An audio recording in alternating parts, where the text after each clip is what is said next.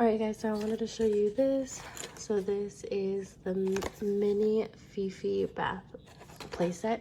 So this is what it looks like. It does come with the little dog, but my daughter misplaced it. I'm not sure where she put it.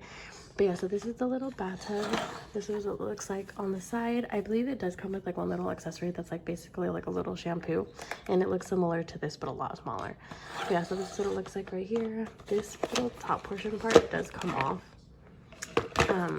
But yeah, and then you can just stick it back on the bathtub.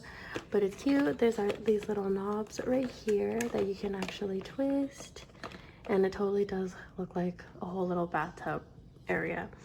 And then you have this little shower thing too. So when you have your the little dog in here, you can use this, play with the little knobs right here and make it seem like you're turning it on, and then use this as like the little spray, and like you're putting it all around.